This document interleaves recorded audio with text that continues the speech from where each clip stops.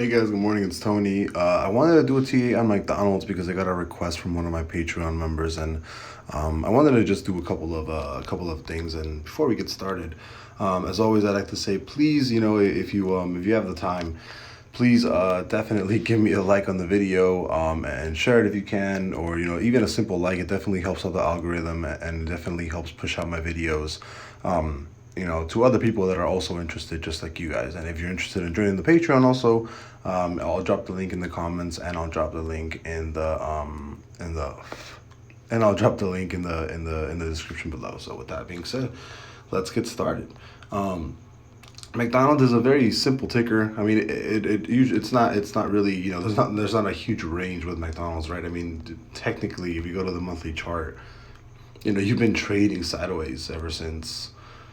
Wow, since July 2021, right? You haven't really fallen all that much, except for in March, and then you had a nice recovery. But as of right now, just from the top, right? We have closed a bearish month on McDonald's, and it does look like trajectory for now is down, right? You do have a simple. Do we have any downtrends? Not really. You actually have an uptrend on McDonald's, to be honest. It starts here. We'll do that. Usually have this uptrend on McDonald's, which seems like it just got broken. Yeah, there you go. Yep, it seems like you're actually just gonna be closing a bear. It seems like you actually just closed on McDonald's. And usually, what I like to do before I add any trend lines or anything, I'd like to do before I add support and resistance. I do like adding trend lines. But as of right now, I don't think I'm gonna need that much TA on this, honestly, because it does look like direction is down, and it's kind of pretty easy to set. So let's do. We have support there. You do have support here. You have a lot of support, not a lot of support, but you have support. We'll add it here. You add market structure like around this area, like around here. You have more market structure around this level right there. Yeah, so I mean, I don't need to add more market structure here. It seems like trajectory is down.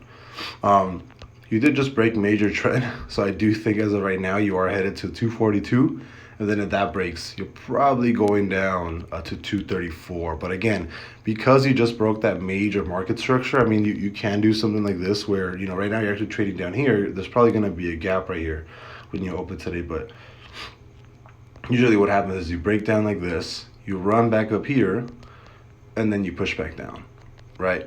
That's usually what regular market structure happens. I mean, you have a small gap here, but that's probably not going to get filled for a while.